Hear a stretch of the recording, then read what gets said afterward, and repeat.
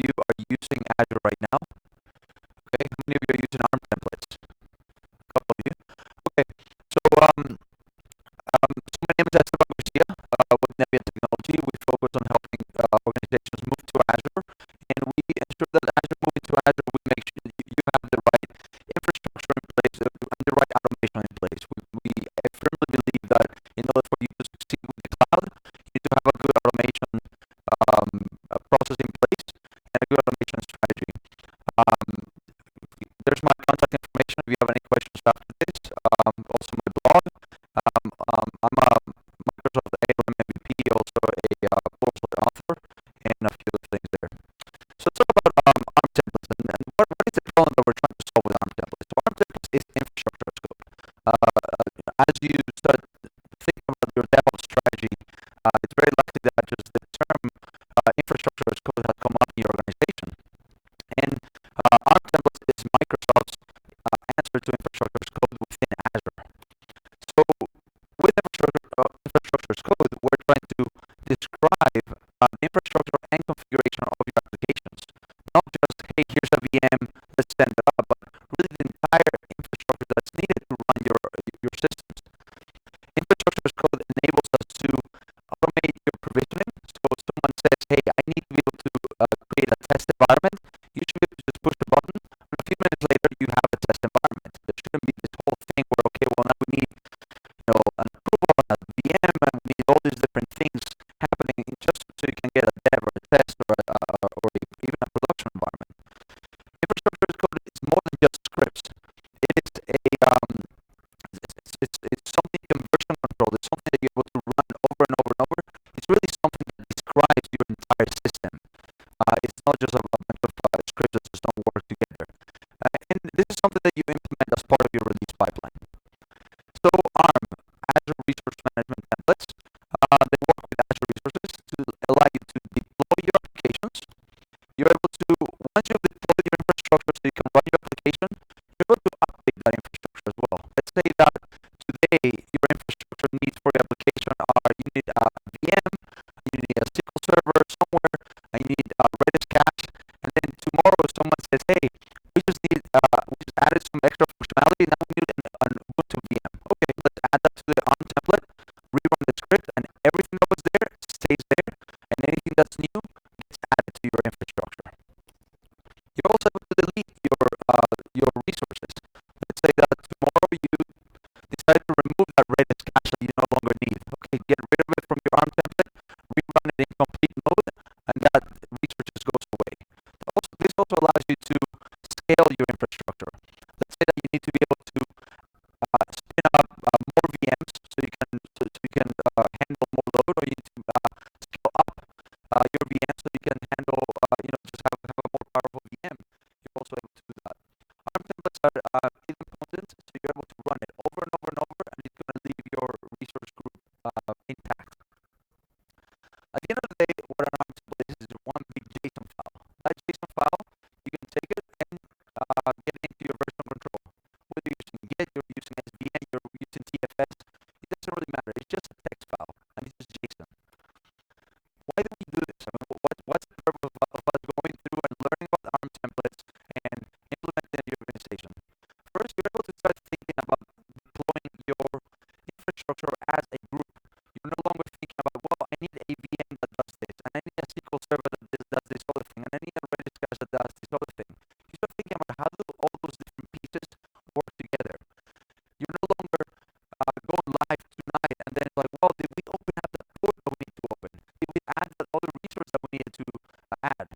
You've already tried out your deployment over and over and over across multiple environments. So you've gone through, you've tested your deployment, you've practiced your deployment many times throughout multiple environments. The template describes exactly what your system needs, and your template also describes exactly what the dependencies are. So if you say, okay, I need a VM, for those of you who are using Azure, you know that in order to spin up a VM, you also need a storage account, so you can put your virtual hard drive in there. You're going to need a network card, and if you want to make this a publicly accessible VM, you also need to get a public IP. So all those things are dependencies that you need to define in that template. And then as part of deploying those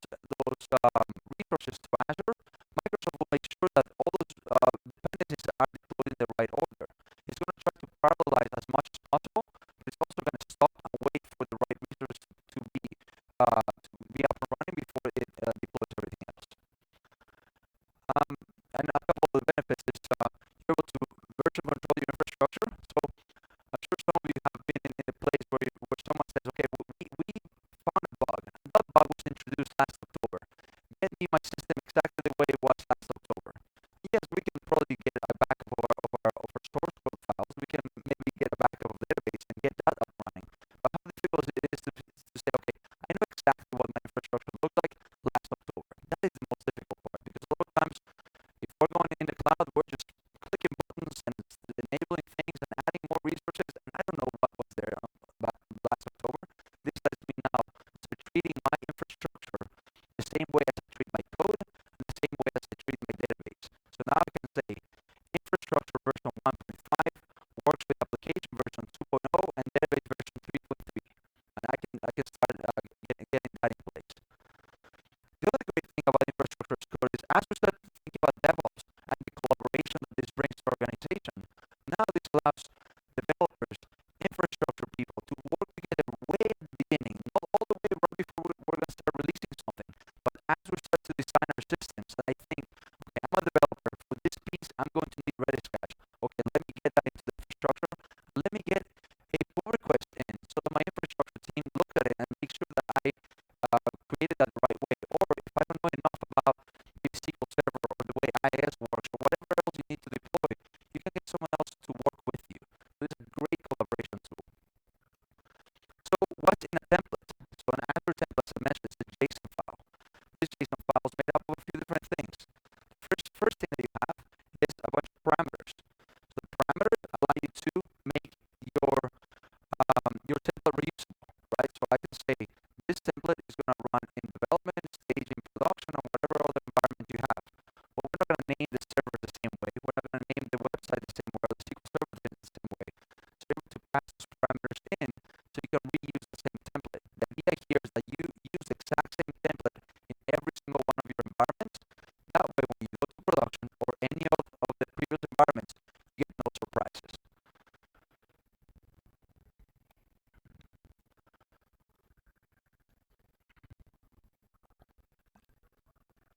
Parameters here is just you define the type that they are, you define the length, you're also able to define the default values. You also get variables. Variables allow you to take these parameters or maybe anything else that you need inside of the template and concatenate strings. You're able to hardcode values if you need to. Really, values that are going to be used as you deploy your resources. Then you get resources. Resources are exactly what you're going to be deploying to Azure. Yes, I don't expect anyone to go in and hardcode or handcode any of these, right? These are very specific values that you need, a very specific format that you need. There's plenty of resources out there that let you just, what does a VM look like? Copy, paste, and start making your changes here. If you're using Visual Studio, there is a project type in Visual Studio that allows you to right-click and create new VMs, create new web applications, create new SQL, Redis, all those things. So there's resources available for that. But resources is really where we define what is the thing that we're going to be deploying along out to Azure, along with everything that's dependent on it.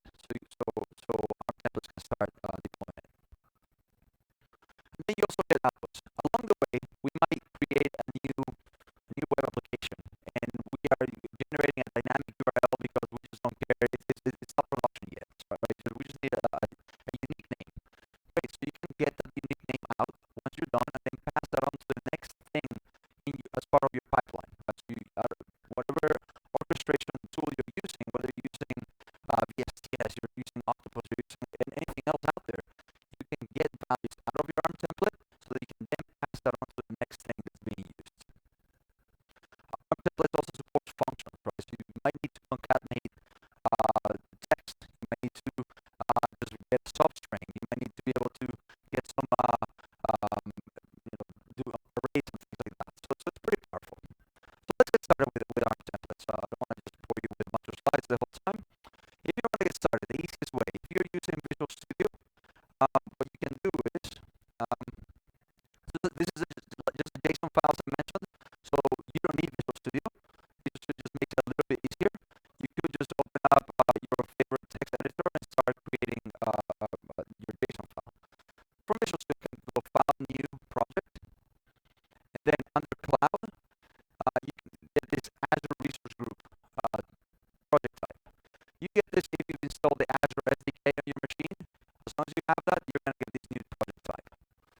once I have that, I can click OK,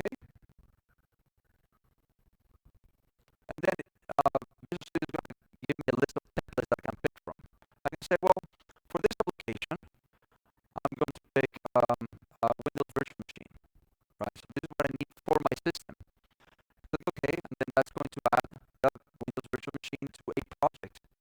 Then I can keep adding all the resources to it, whether through this nice right-click type interface or just by editing the file. When I create a project, I get three things created. One is a PowerShell script. So by it being PowerShell, that means that I can take this and make it part of any of my release pipelines. Whatever I'm using, whatever orchestration tool you're using, you're able to plug this into. You just make it call this PowerShell script, and the PowerShell script will take care of everything else. Two important things is this JSON file. So this JSON file is going to have, you can see here, parameters, some variables, the resources that we're deploying. As I mentioned earlier, whenever you want to create a virtual machine in Azure, those are the things that actually get created behind the scenes. And yes, I can go to Azure, say add VM, and that will all get created. But I can guarantee you that if I ask you to go out there and say, go create a VM, you're going to create it a little bit different than me. So the cool thing about this is that now we're creating all these resources the exact same way, no matter who runs it. So let me show you a project that I already created to prepare for this. So in this case, I have it's a set of resources that I deployed already. To deploy this, all I have to do is go to my project, right-click on the project, deploy, and I can deploy to Azure. It's going to ask me where do you want to deploy it. Take my Azure subscription. It's also going to ask me what resource group do we want to deploy this to, and then it's going to ask me a few different parameters. What do we want to name this VM? What username, what password do you want to use? And I can save all those values. I'm going to run this. This takes a few minutes to run, so I didn't want to have you guys watch this run. So when I run that, this gets created out in Azure. So great, we have this. This is my dev environment. Now all of a sudden someone says, hey, wait, in order for us to implement the next feature, we're going to need a Ubuntu VM, also running side by side with this Windows VM, and it should use the same virtual network, and it should use the same storage account. So we're just going to bundle it all together and really state exactly what our system really looks like in Azure. So I can go to my Azure template, ARM template, and I can add some additional items to it. So here I can see that before, you can see here on the left-hand side, before I had a storage account, a public IP address, a virtual network, I had a network interface and my virtual machine. This is my Windows virtual machine. Now I added another NIC for my Ubuntu VM and an Ubuntu VM itself. So you can see here is my Ubuntu VM. It has a dependency on my storage account being there. It also has a dependency on the network interface being created. You can see here, here's my network interface, and that's how that network interface was defined. So now I can keep adding this, and I can keep adding this to version control. While I was switching back and forth, I was just went to two Git branches. One branch only had my Windows VM, my other branch had my Ubuntu VM. You can keep adding more things. Maybe you need to add a load balancer. Maybe you need to add just a app service where we don't have a VM. We just need the app service. We need to add some SQL or Redis. You can keep adding to this. All you do is just right-click on the resources area, add a new resource, and then Visual Studio gives you all these different templates that you're able to pick from. So whatever you need to do, hey, let's add a MySQL database. Okay, so here's going to be my SQL called MySQL1. Add it, and now it's part of my ARM template. I can right-click and deploy, and that gets deployed right out to Azure.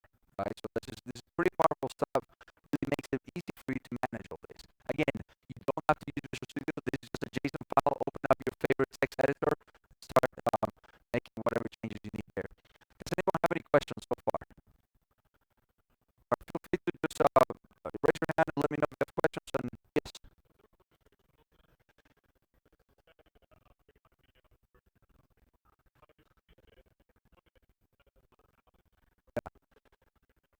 So the question is whether there's orchestration built in. If we needed to make any changes to the VM, is that going to cause an outage?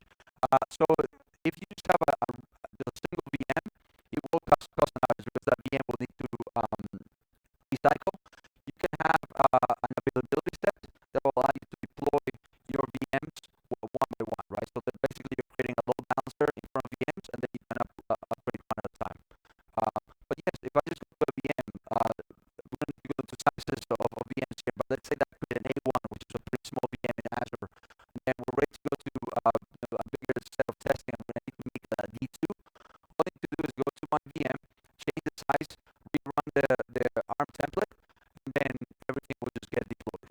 Yes.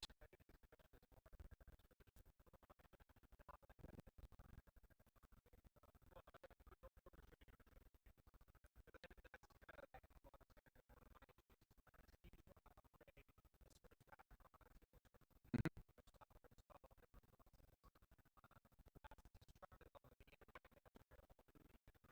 Yes.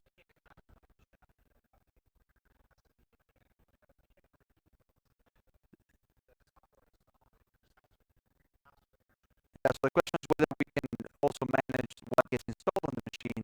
So from ARM templates, you cannot do that. We're only talking about an infrastructure, but what you can do with VMs in Azure is you can add a PowerShell extension to the VM, or you can add a DSC extension to the VM. So now when the VM gets created, then the DSC script will apply the right software, or if you want to apply some other changes through a PowerShell script, you can also run it there.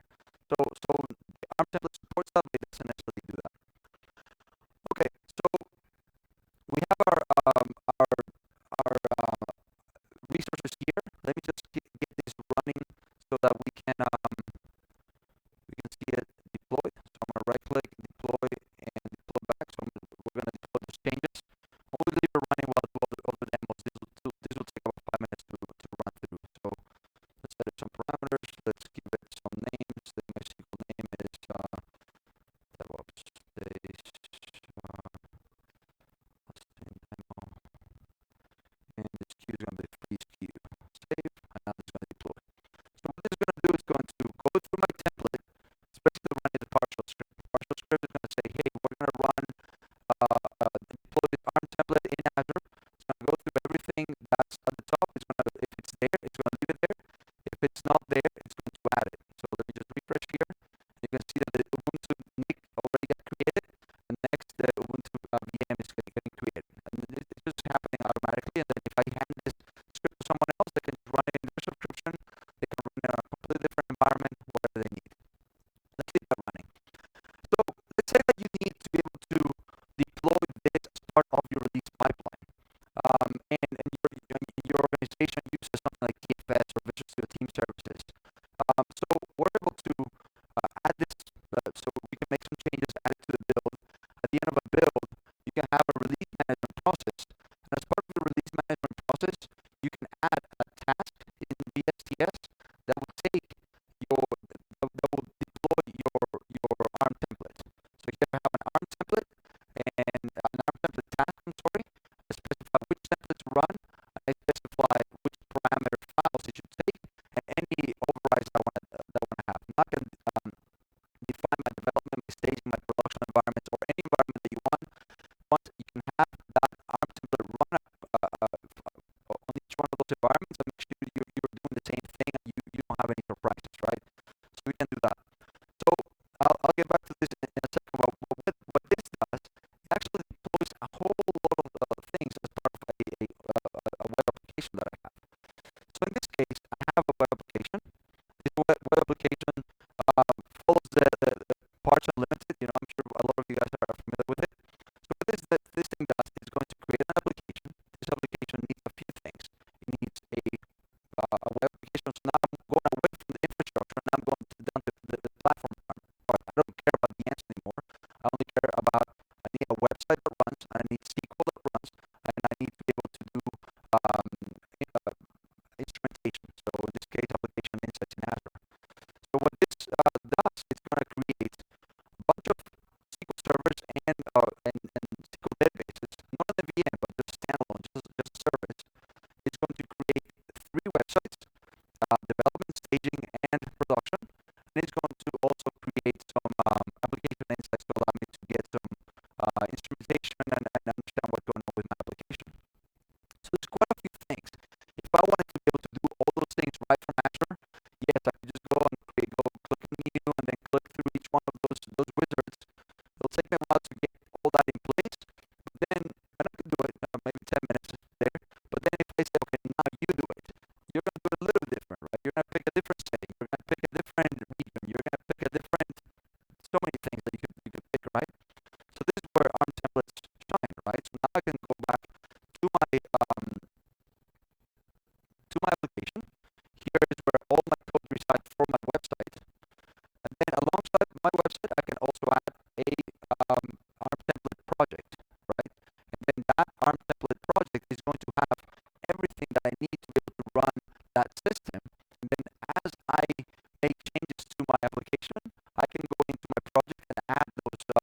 this to my JSON file. And now my application, my web application, my database, and my infrastructure are moving forward through versioning. And I can go back and forth. I can create new branches. I can do pull requests. Now I'm really treating my infrastructure just the same way as I treat my code. And that makes it very, very, very powerful. That allows us to create this full release pipeline that really moves everything, not just code. We're no longer just moving code across environments. We're enabling all these environments. And if someone calls you and says, "Hey, I need a marketing site so we can show to our prospective users," I can spin it up very quickly because I already have the code and the infrastructure that will enable that for us. Or if someone says, "Hey, we're gonna do some pretty heavy load testing. I just need a copy of production on somewhere else," I can get that going very quickly instead of like, "Oh, give me a week and I'll get you something that looks just like production." So now with this, I'm able to just the same way as I did before. I can either just go to from Visual Studio, right click from my ARM template project and deploy from here. That will deploy just my infrastructure, and I can go to my project, deploy the web application, or I can go to my release pipeline and run my ARM template, then deploy the website on top of that existing empty site at that point.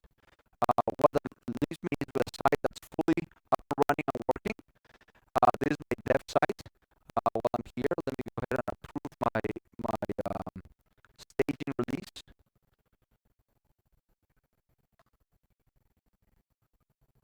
And that's going to pick up my staging release. And then once we're done with the staging release, we're going to go from having this, which is going to be an empty site, to having that exact same code that I just showed you in development. It's going to be out in staging and then later on in production. So it gives you a lot of power and gives you a lot of ability to be able to replicate your tasks. Now, yes.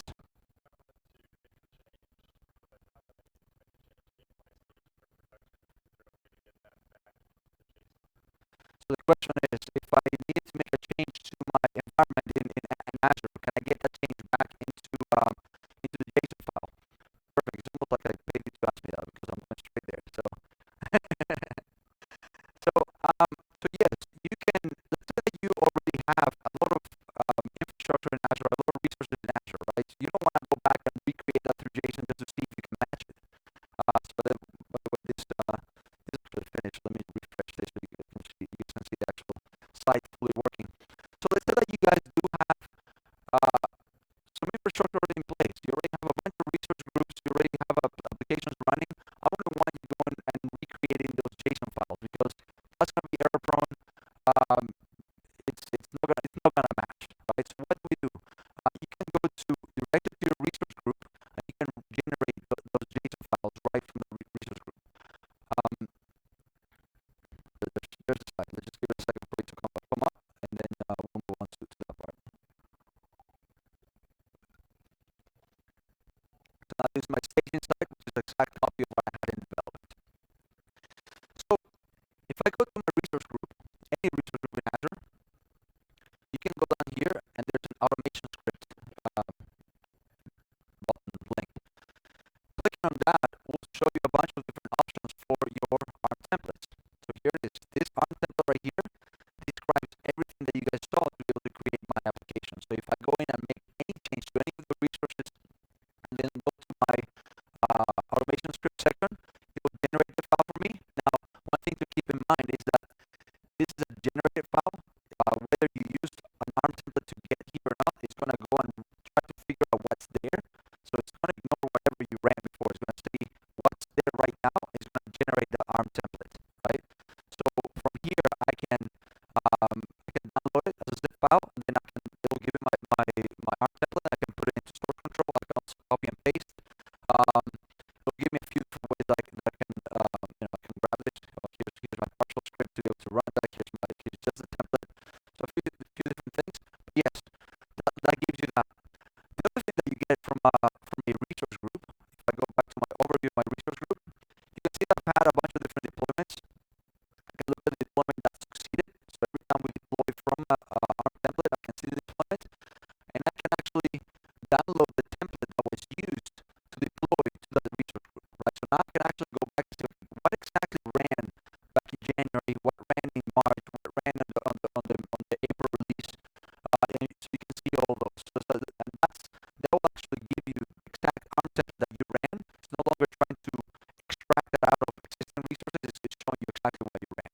Ideally, you have version control. You don't have to deal with that. But if you, for some reason, forgot to check it in, you forgot to commit it, you can go and bring that down and see exactly what ran. Any other questions? I want to show you some resources available to you. So sometimes the question is, how do we get started? What is the easiest way to get started with ARM templates? One is that there's some very good documentation out on the Azure website. Also out on GitHub, there's something called the Azure Quick Start templates. So that is a set of community generated content. So the community has created a bunch of templates that you can use. You can say, hey, for my application, I need to be able to create an inside HBase Linux template. Okay, here's the template. Here's exactly what you have. You can visualize this. From these templates, you can even click on the deploy button, and that will take you over to the Azure portal and let you deploy that out to Azure. Right? So if we take a look at this template, you can see exactly what that is. You can copy paste it into your own template. You can make changes to it. You can fork it, whatever you need to do. It's a great way to learn. Now, please don't grab one of these templates and then make that your production template. That would be a really bad idea. Use these templates to learn how to work with ARM templates. Learn how to, hey, I need to know how to do a Redis cache. Okay, let me grab that snippet. Let me put it into my template. Let's make sure it works for us, and then make it part of your build and your release pipeline. Don't just grab the template and say, well, someone else did work for me. Let me just go and run, and that's going to be our production template, right? So be careful of that. Another great resource is once you create your templates, you're able to visualize them. So if you go to armviz.io, you're able to visualize your templates, right? So now you've created this thing in a JSON file. You want to know exactly what's there, what's dependent on that. This site will show you all those dependencies, and it will let you even bring in your own files, and it will let you point to an existing resource group in Azure and build it out. Let me switch back to the issue that we had. This template. Okay, this one failed because I have not accepted the legal terms of MySQL, so that's why my template didn't run there. But the idea here is that you'll be able to make your change. I can remove MySQL and get it running again. If I go back to my templates in Azure, you can see that what was able to run in Azure ran. So let's go back to this template. You can see that at least ended up with one Ubuntu box using my same virtual network, and now it's working with my Windows VM. And now I'm able to start managing my resource group as a whole. And I'm no longer thinking, okay, hey, spin up a VM, and then someone has a script for that VM. And now I need a Redis, and someone has a script for that Redis somewhere. Maybe they have a script, maybe they just did it manually. Now I'm able to practice my releases. I'm able to, once I get to production, I know that when I'm deploying to production will work because I ran that exact same ARM template in development, staging, pre-prod, production, or whatever other environments. And as I mentioned, this allows you to include this as part of your release pipeline. Right? This uses PowerShell, so you can do whatever process you use right now to be able to deploy. You're able to plug this into. If you're using Microsoft tools, you're able to. If you're using something else, you're able to certainly use that as well. So that you're not tying yourself to VSTS or any other Microsoft tools. So I want to leave a few minutes for any other questions that you guys may have. Yes.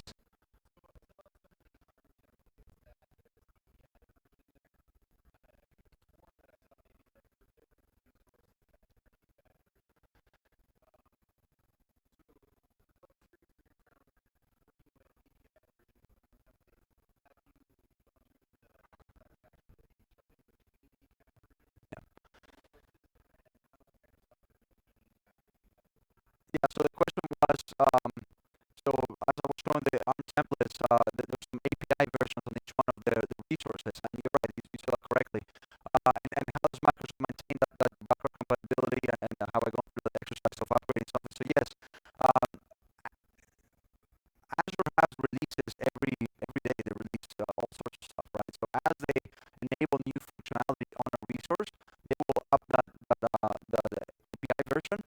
Um, I've never had something where my ARM template from 3 years ago no longer works today, as long as I'm still pointing to the old version number. I don't know the exact details on when they will deprecate an API version, but what you would do is, if you created something back in June of last year, you would ideally use that latest API for the latest version of the API as of June of last year.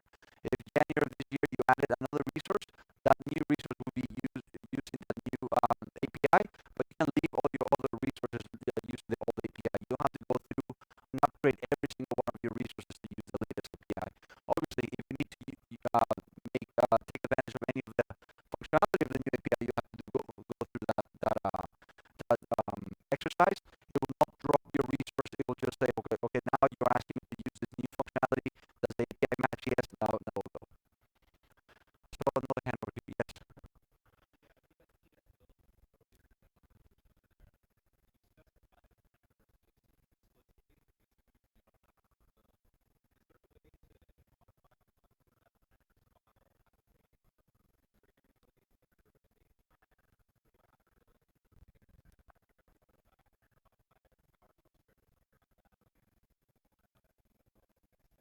Yes. So the question was, during this VSCS release pipeline, I'm hard coding the template file that I'm using, and is there a way that I can change that template file along the way so that we can have different values at deployment time? So there's a couple of things you could do. Yes, you could create a partial script that's going to go through the file and make some changes to it. But there's a better way. I can specify the template parameter, and I can override the parameters right here. So all this does is saying, these are the parameters that we're using. Now overriding with, override the website name parameter with this value that's coming from a variable that I define here on my whole release. And I can also define variables at the environment level. So it will take the variable from the environment. So I can configure my variables. It will grab these variables for dev and apply them there. And then when I run it for staging and production, it will take the variables from the staging or production environment and apply them as I'm doing this override right here. So this dollar parenthesis says go find a variable, and it will take a look at what environment I'm running to grab it.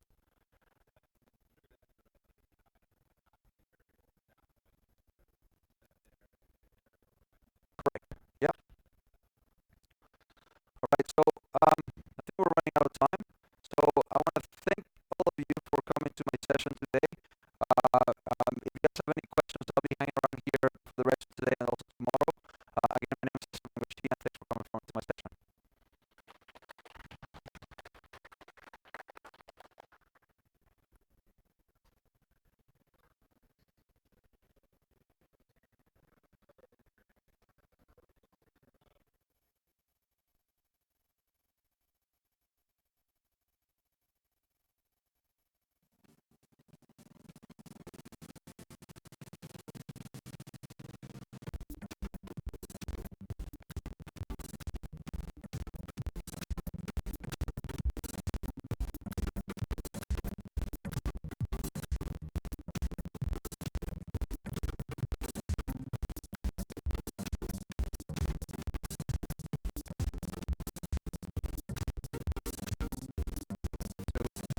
As you're leaving, the book signing for James' book is happening at 4:05 somewhere. I'm not sure where. I was just told it was happening at 4:05. So if you want to get one of those books, go to the Touchdown Club and look for someone. It's above the touchdown, but if you get there, someone will help you.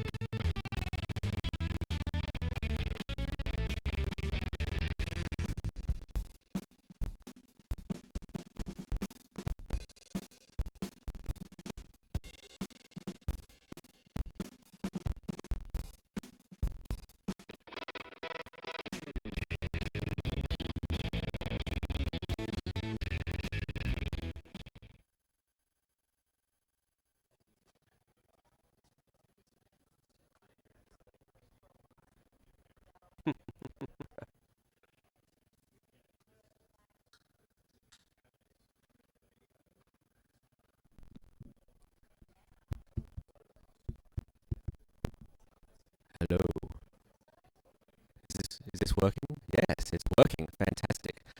So my name is Paul. I am emceeing this little track over here on the right-hand side of the Centennial Room. And we've got two more talks to go over here. Our next speaker, Rob Hirschfeld, is the CEO and founder of RackN, and they do all sorts of crazy DevOps, SRE, Kubernetes, bare metal, hybrid stuff. All those buzzwords in exactly that order. So with that, I will hand it over to Rob. Excellent. Well, thank you. Hello, my name is Rob Hirschfeld. This is part of sort of an ongoing dialogue that I've been having with people in the community, and everybody here. Please, this is a dialogue. We're going to lay some things out in this talk, but it's part of information and discussions and presentations like that I'm doing for Lightning Talk, or that I've been posting about. I just dropped a post on DevOps.com that supports this talk. So please, please get involved. We think that it's really important, and it's part of what I see as the transformation of DevOps as we go forward. And I've been doing a lot of speaking and talking about SREs specifically. I used to do a lot of DevOps and agile process evangelism. I still do a bit, but this SRE concept has really gotten important. And in the communities that I'm involved in, which is OpenStack and Kubernetes and physical provisioning, data center operations, I think that this is transformative to the way we talk about ops. So it's very important. All right. I can hear the other room. Are people good with the sound for me? I'll just talk past it. Awesome. So this started from a blog post and an interview I did on theCUBE, where somebody asked me, all right, DevOps versus cloud native versus SRE, what's going on here? And I did a post that talked about spiraling ops debt. And some of the speakers earlier today talked about technical debt and ops. It's hugely expensive and really important, so this is a good background piece. And you can lead some of these things like with ops debt. And the reality is that if you aren't scared about technical debt for your ops teams and your infrastructure, then you're not paying attention to what's going on, or you have an amazing team and you work for Google or Facebook where they're actively paying down their debt. If you're accumulating ops debt, you're in trouble because more things are coming down the pipe than are being taken off of it. And part of the problem here is that infrastructure sucks, right? I mean, how many of you are ops on the ops side of the DevOps? How many of you are on the dev side of the DevOps? Cool, awesome, we got a good mix. And I'm assuming some of you do both on that. Yeah. We have a lot of control on the dev side. We don't have as much control on the ops side, right? Ops is much more reactive. You can build your infrastructure in certain ways, but it's always changing. And even if you win in ops, right, the classic story is the best ops person is the invisible ops person because everything's working. So it's a really hard job. It's a really big challenge. And it's getting worse, right? This is what I call my bow tie slide. And this should have you thinking deeply. There is a renaissance in developer tooling going on right now around containers and serverless and platforms. This is what my lightning talk is about. We're doing an amazing job making developers more productive. The pipeline of inbound work from an infrastructure deployment perspective is about to grow exponentially. And the demand for infrastructure, consequently, is about to grow exponentially because as the developers are more productive, we're going to find increasing uses for more infrastructure. We're not going to suddenly decide the whole world runs on one server. We're going to go the opposite direction. We're going to need more and more infrastructure. And if you watch the infrastructure side of the equation, we're getting a lot more complexity in infrastructure, right? We're getting GPUs, machine learning. We're getting ARM servers making this struggle to come into the data center. If you look at just server types on Amazon, oh my God, they're introducing new server types like crazy, and you have to accommodate for all that. So we have a serious problem in the middle of this equation where we're adding complexity and we're adding productivity, and we're not really making inroads in how that operational work goes, right? Amazon isn't really doing much to improve the operability besides offering you new services, which I would argue reduces your operability because now you have more services to come up with. So that brings us to DevOps, SREs, and Cloud Native. If you're expecting me to come in and say there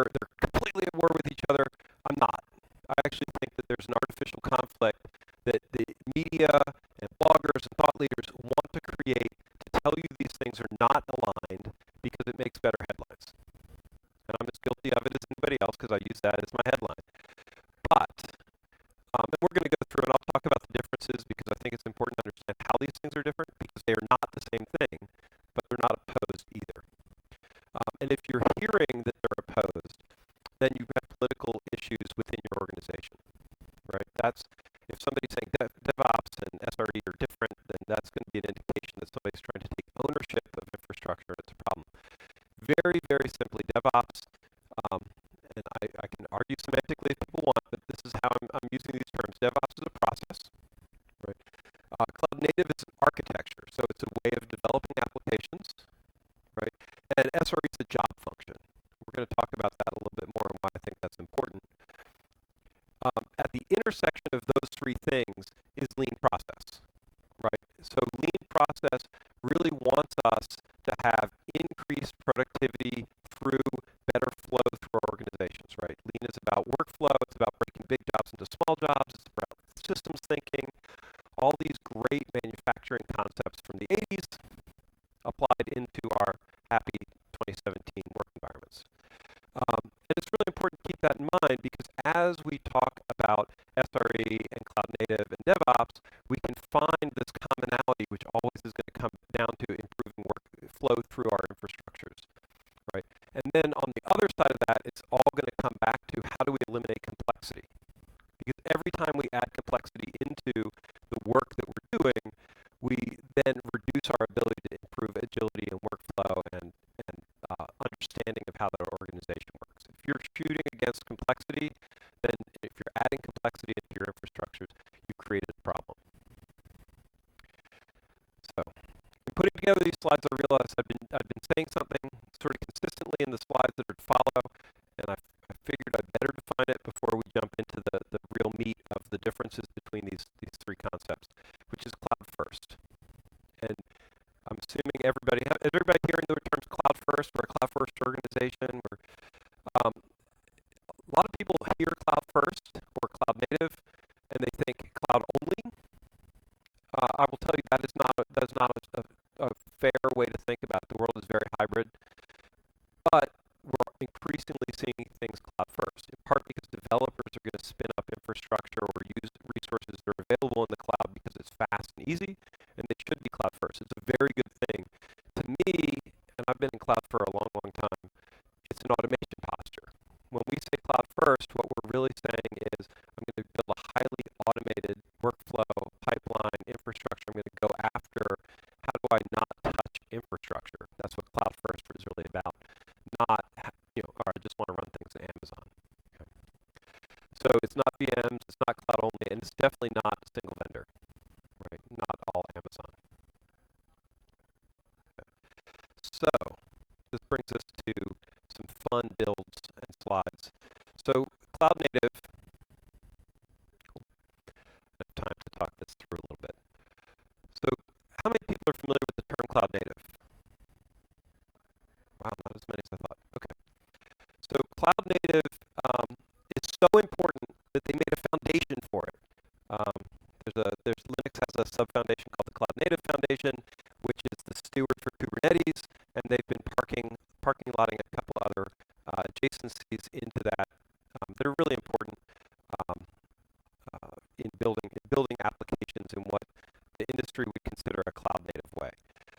And things that are typically hallmarks of cloud native are things like 12-factor app, microservices, so breaking big monolithic applications into small units, usually packaged in containers, but it's not really a requirement that they're packaged in containers, and being very restful. So if you hear about an API economy, if you're older school and you like to say, well, that's just rebranding system or SOAP or service-oriented architectures, it sort of is, but it's different in that we've really standardized on the RESTful paradigms, and if you're used to doing that, you should know about something called Swagger, which people are using to create a standard way to interface with non-standard HTTP REST, right? There really are no REST standards, but Swagger is starting to sort of swing the other way to create a much more standardized way to interface with these apps.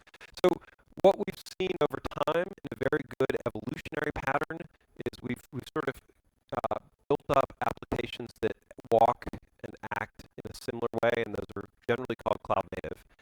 The reason that's helpful is you can take cloud native applications and then do things with them in standard ways like using Kubernetes or Mesos or Docker Swarm or Rancher.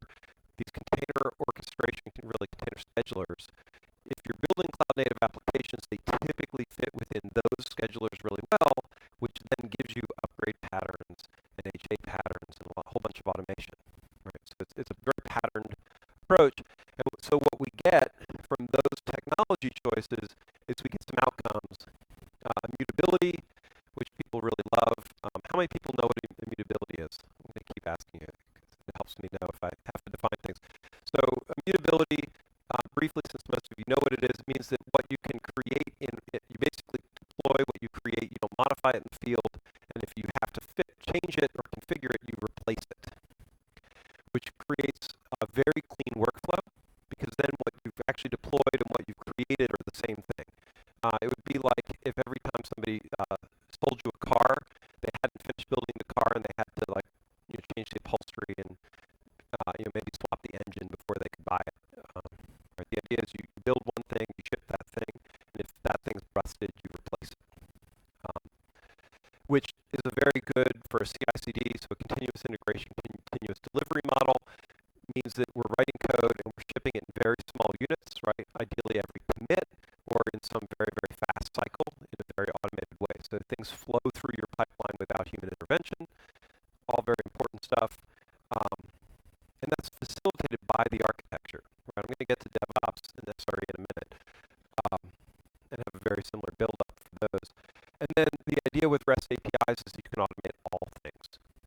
Right? So if everything has an API, then that means that you can then do controls. One of the things that my team just deployed is a cobbler replacement Golang provisioner. Golang is really popular in cloud native. And it has an API control channel on top of all these regular protocols that you're used to. And so those are important values, and what you'll see in cloud native is a whole bunch of RESTful API controls on top of other actions, right? Some side channels, if you want to think about it like that. And then what that means is we drive into some really traditional values. Cloud first, which I defined, doing things in very small increments, so much faster workflow, much smaller steps, much faster time to fail. That's really what we want to see with Lean, and then a high degree of integration. Right. So what we're talking about with integration, if I do something over here, I can quickly replicate it through my infrastructure. No manual handoffs, things like that. So that's the cloud native sort of stack. Because I'm going to use it for this discussion. We can do the same thing with DevOps and talk through key values for DevOps. So in the technology side, DevOps really values this dev to prod pipeline. Right? We don't want to have a break and manual handoffs and waterfalls and silos within it. Key philosophy for DevOps. And then along that line is it's highly automated. You could do dev to prod without being that automated by having your teams integrated well. But what we're saying with this is not only do I want to have that integration, I want to make sure that those steps are flowing through the pipeline in a very automated way. And then we're going to make things that are designed for production deployment. So we're not going to build things that work in dev. We're actually going to go all the way through and have things function for our final end state, right? Much more production focused, much more end state focused. And that's going to drive outcomes that DevOps finds highly valuable.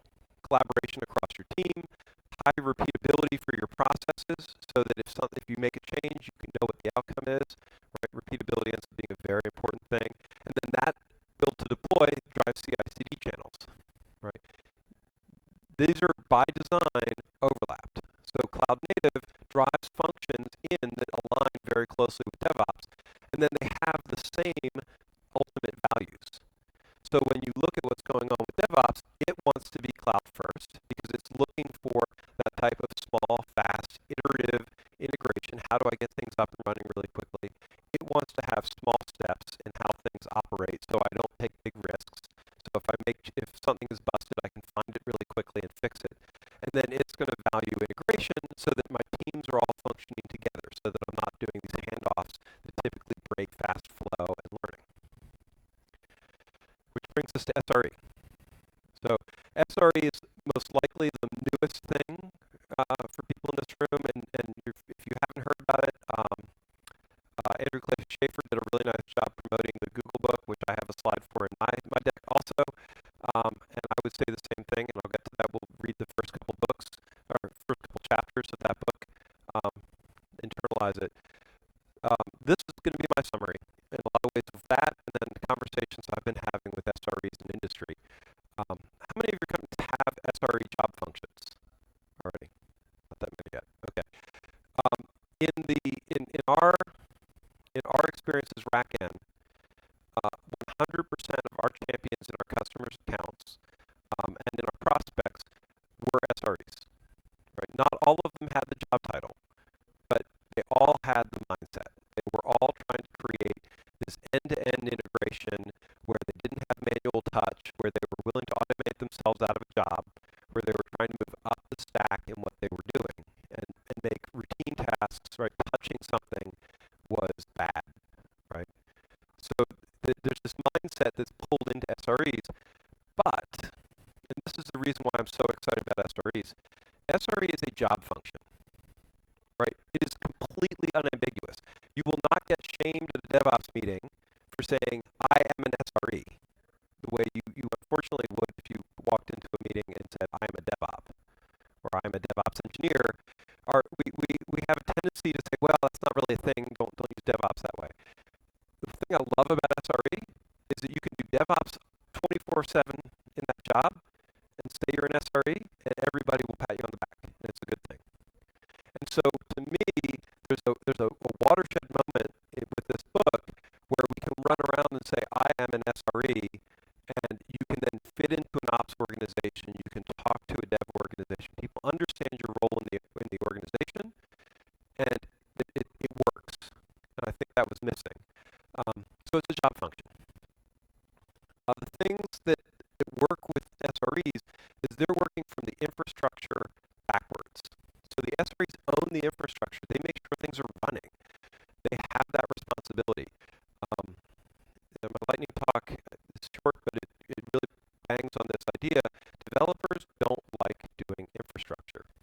Matter of fact, when I look at it, they're spending a lot of time building tools and platforms so that they never touch infrastructure. Right?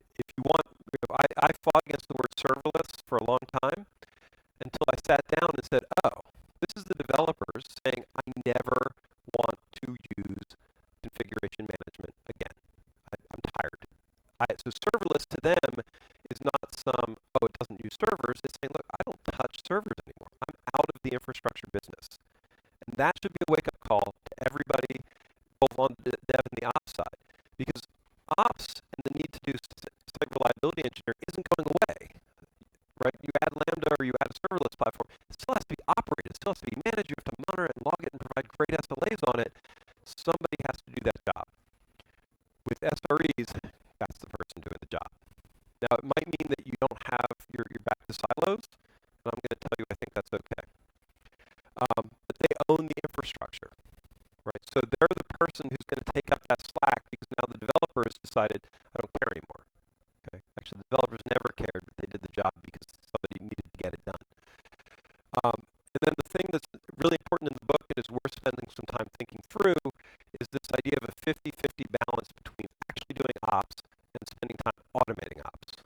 And so Google has this really nice treatise, and I've written some about this and why it's important, is that you want to spend enough time doing ops that you actually are touching systems and understand the problems, and you're actually focused on infrastructure and running infrastructure, but not so much that you don't spend your time digging out of the hole. As soon as this is out of balance, one way or the other, you either are incurring technical debt because you're doing too much ops, or you're spending your time writing software and you're not touching ops enough, and that's a problem. So this 50-50 balance is a big, big deal. It's a bigger deal than people realize because it's a debt statement. It's not a job balance statement. And then the outcomes that we drive from this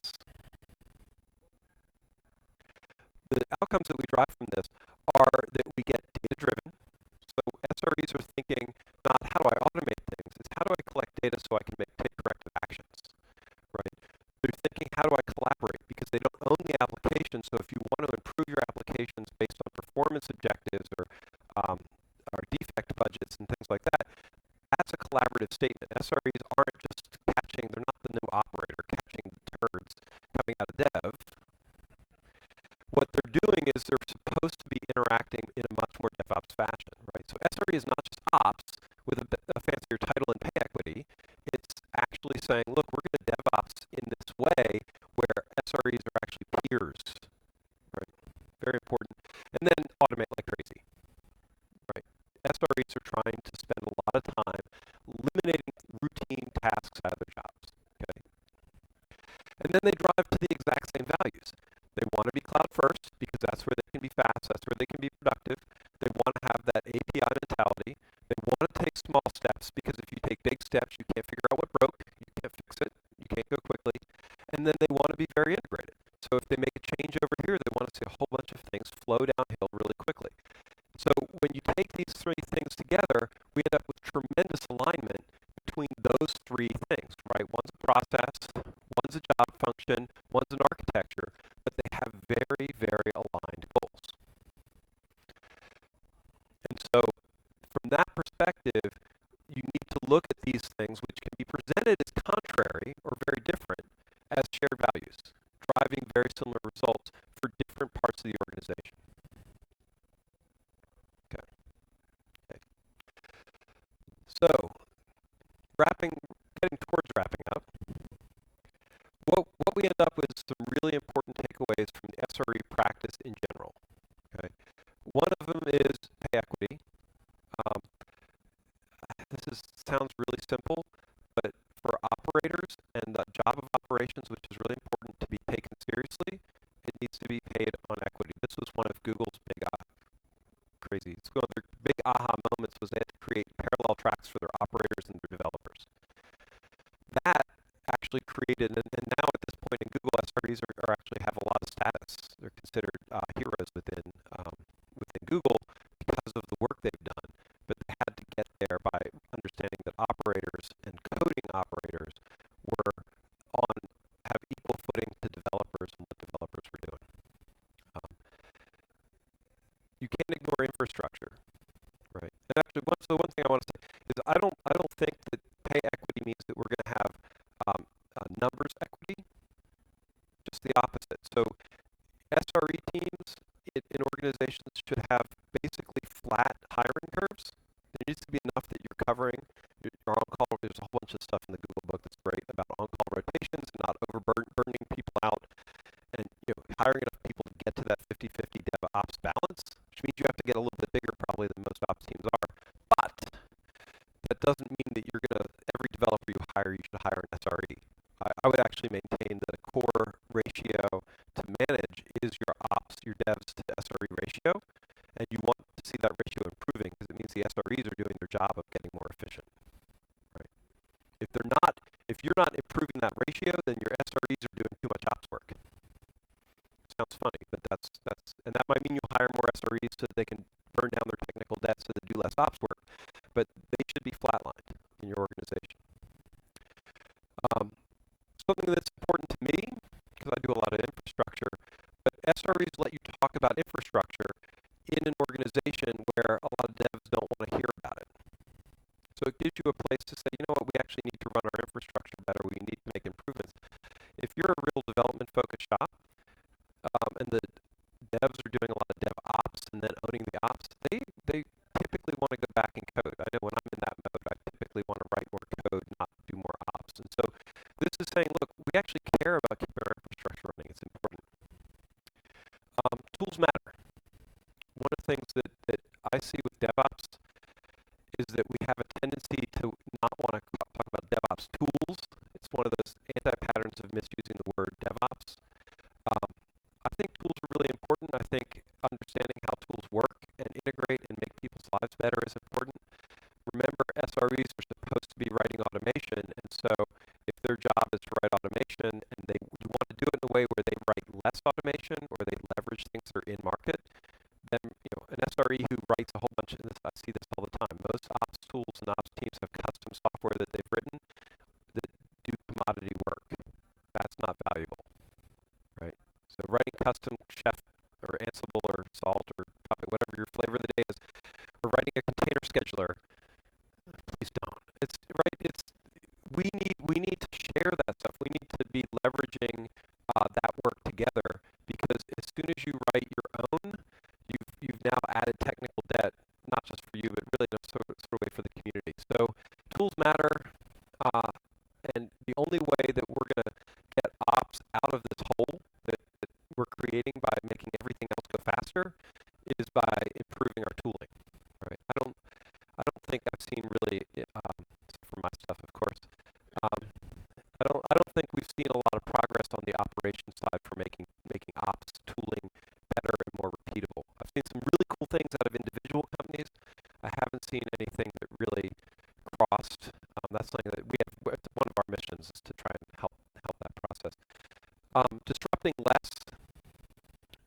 So one of the cycles to me that SREs need to think about is we're always bringing in new technology. It seems sort of quaint now. When I was in OpenStack in the early days, we had 6-month releases, and we thought that was fast. Kubernetes is a 3-month cycle. Docker seems like they're on a 6-week cycle. Oh my God. We're getting into the point where the tooling and the platforms that people are using are almost going towards a continuous deployment phase, and we should expect that. But the flip side of that means that we need to find ways to be less disruptive. You can't say, here is the new Kubernetes platform, here's the new version of OpenStack, set it up next to the old one and funnel people off of it, right? Or, oh my God, you guys were doing that, that's so 2016, please, right?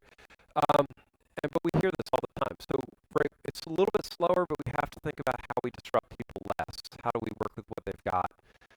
That to me is an SRE thinking, all right, you're bringing me something new, you can't disrupt what we're doing, pushing it back to developers and saying, look, let's find a way to be less disruptive because you're adding technical debt by bringing me something that doesn't work with what I've got. We see that in field when it comes down to IP addressing strategies and layer 2 segmentation and server names, right? Everybody's got a server naming pattern, and if you walk in and say, oh, I can't use your server naming pattern, I have to use mine, you've now created disruption within somebody's data center if they're even willing to deploy you at that point.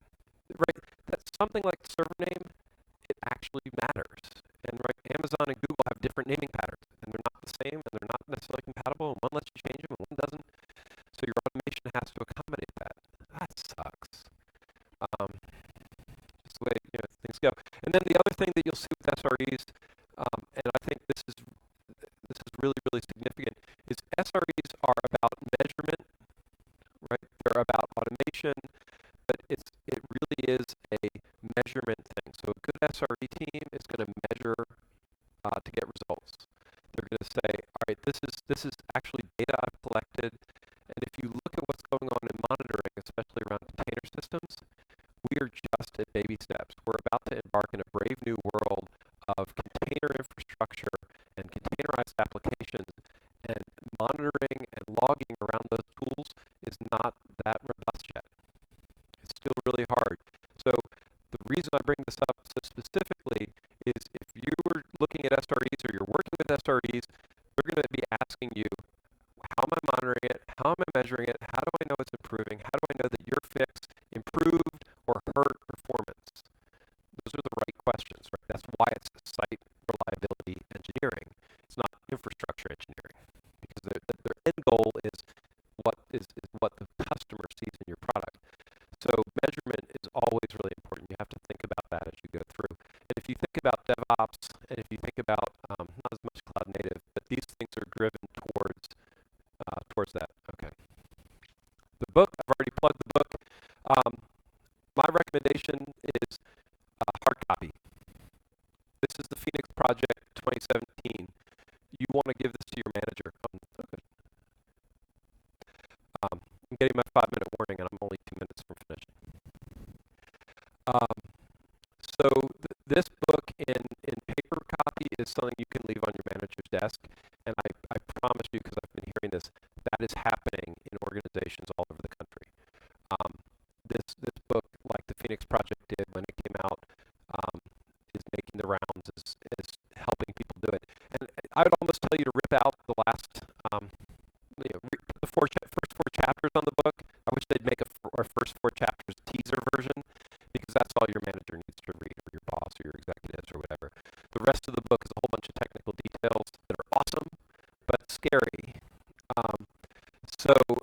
first 4 chapters are what you need to do, right? Slip a $20 bill at the start of the 5th chapter and say, congratulations, you made it far enough, thank you. Or an IOU for a $20 bill if you're not that brave. But that's really is to think about it. And if you get into it, dig into the back half. There's some really interesting insights too. And then we need to support this function. So my point with this, especially drawing out the DevOps and the cloud native and the SREs, is that we need to help the SRE function, right? For DevOps to succeed, we need to be having people who want to own infrastructure, who want to pay down the technical debt, who want this to succeed. We can't do it from the developer side. We can't only do it. We can't do it from the operator side as just operators. We need to help up level this as a thing, and this lets us have a job function that is on the ops side that is as a DevOps enabled, empowered thing. And that is my end. That's my last slide. I'm done. Thank you.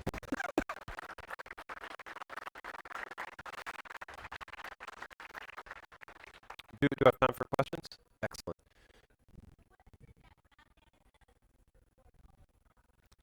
Andrew, thank you. So Rackend does hybrid infrastructure automation. So we have a software platform, open source software platform, that abstracts management between different types of servers, different types of operating systems, different type of DevOps tools. And so we will go in and help build basically an ops pipeline, very similar to like a CI/CD pipeline, but for operations that doesn't care about your hardware, your IP addressing scheme, or your naming conventions, or anything like that. So something that's really designed to help operators run, SREs run infrastructure in a very consistent way. The thing I would add on that is that we've found that SREs, this is probably a whole other 40-minute talk about the half-life of SREs. How many people feel like they have full support for everything they're trying to accomplish in their organization? Right? Yeah, not very many people. So the thing that we see is that DevOps, people who are DevOps minded and SRE minded, which is our target and our evangelists, really struggle to get those ideas carried down into the next level in their organization. So we've been working on ways to help create baby steps for that. And so one of the things so we just did a cobbler replacement, a REST and cloud native cobbler replacement as a baby step into that architecture. So we're really excited. Check that out. We just announced that today, so check that out. That's really cool. Other questions? Sure. Oh God, these are hard. I'd be happy to. So you like my bare metal shirt? This is my. We are going to do a reprint. So ping me. I will add you to the shirts list. I have a Twitter list for people who are interested in the shirt. Thank you. We will. Are you Austin local? Oh, let's see, that makes it easy. And if you find Victor, are you standing up somewhere? This is one of our other favorite shirts. We have very limited. These are like 20. That's the Occupy the Cloud shirt. I have to update it so it doesn't have the OpenStack logo embedded in it. I have to find like a Kubernetes version of the Occupy the Cloud shirt. But thank you. I'm glad you like the design. That's it. We're done. Everybody, thank you. I appreciate it. If you have questions, I'm happy to go one-on-one.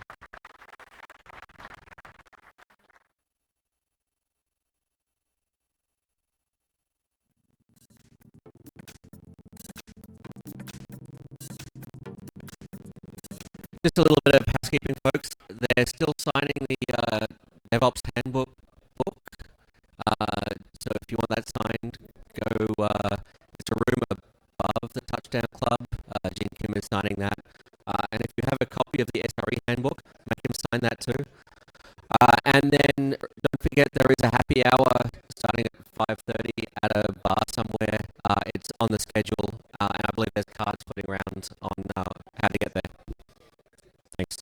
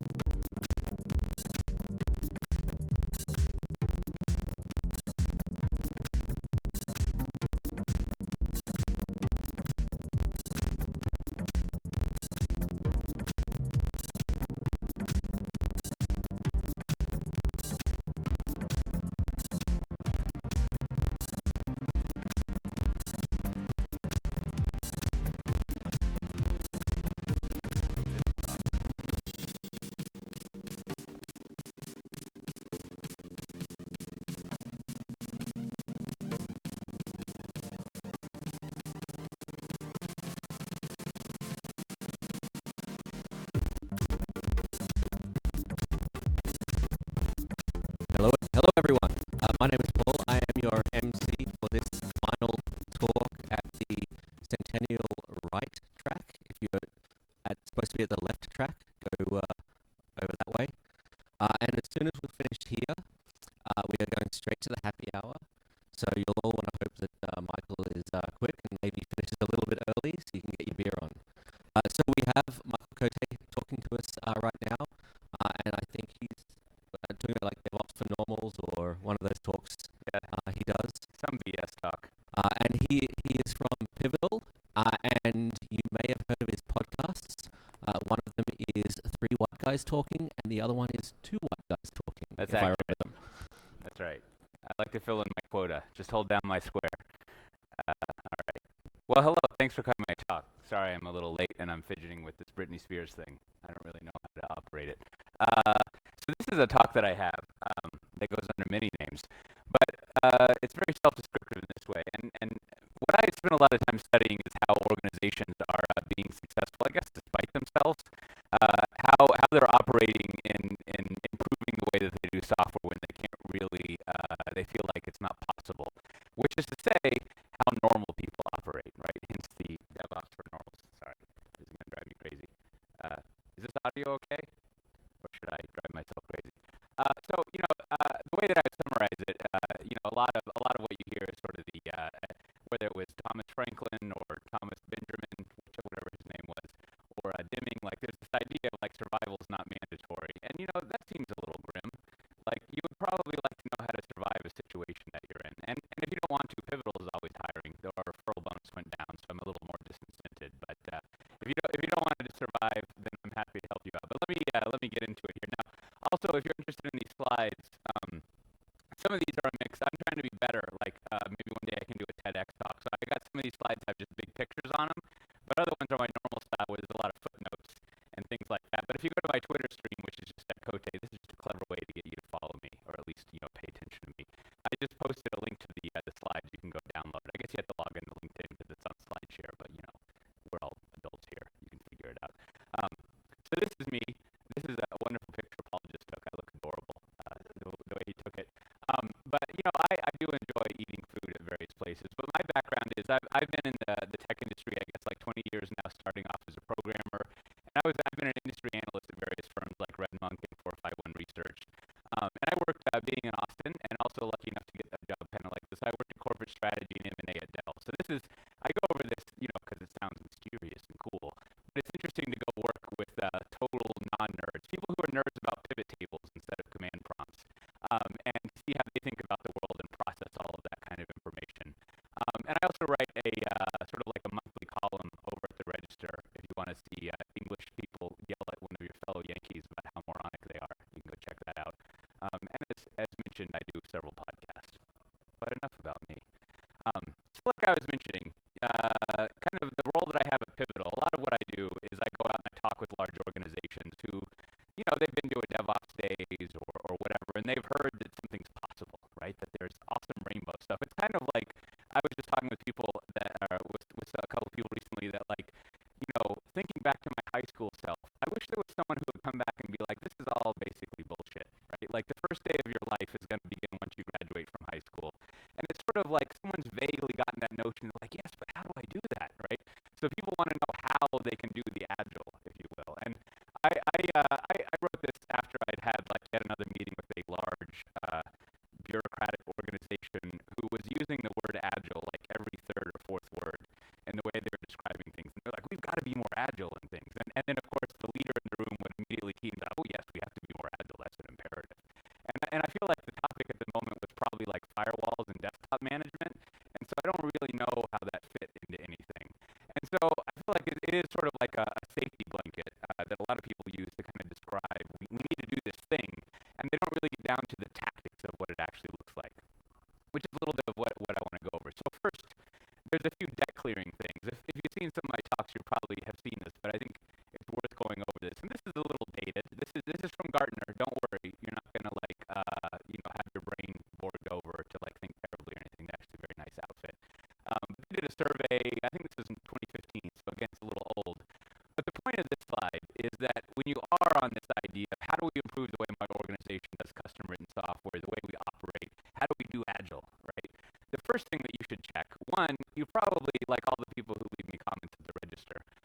we assume you're already doing this already, and you don't need some yokel to come in and tell you that you need to improve the way you're doing things, right? Like we get this all the time. We're doing Agile. We have Scrum. We have like wonderful 45-minute stand-up meetings every morning to go over the status of what we do. And so it's sort of like the way that you read this chart, let me see if it renders right, is if you add up, and again, this is 2015, but if you add up the blue and the green, that gives you a sense of how widely those practices are followed in the survey base. I could caveat this stuff all day. But as you read it, what you should realize is that all these practices, which are pretty normal for Agile, the distributed teams one is actually, it's a joke Gartner's playing on you. They consider that bad, so I don't know why they put that in there.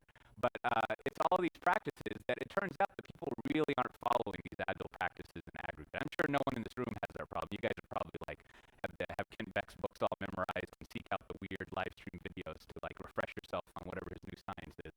But like you look through this and you realize people aren't putting these things into practice, right?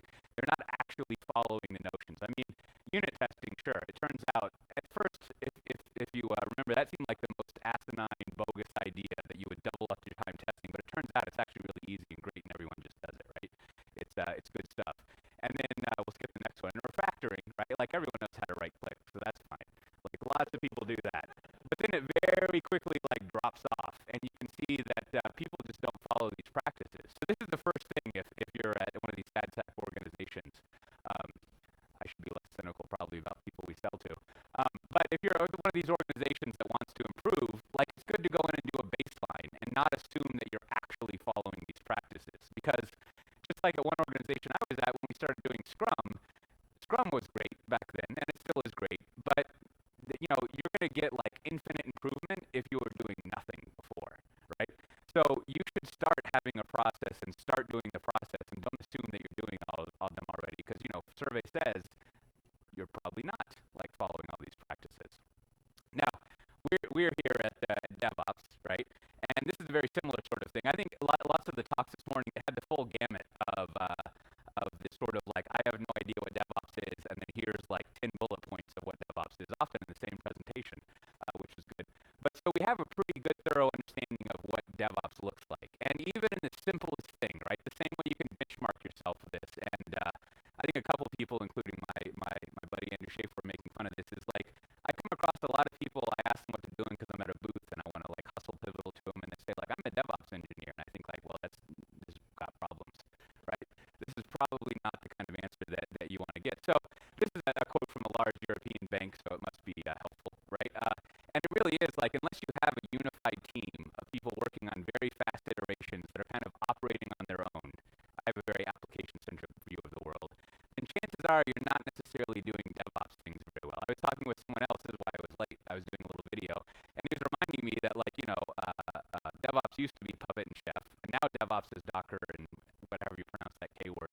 And like this, it's always been this evolution of tools that operations people use. And despite the fact that all of us always say this at every single DevOps days, like we still aren't quite at the point when I go talk with people where they're like, yes, we're doing DevOps because we have this unified team of people who do all those practices. Like, I don't think I've ever encountered a large organization that isn't yet sort of over the wall of enlightenment that said that. They always have some separate organization or initiative of people doing these things.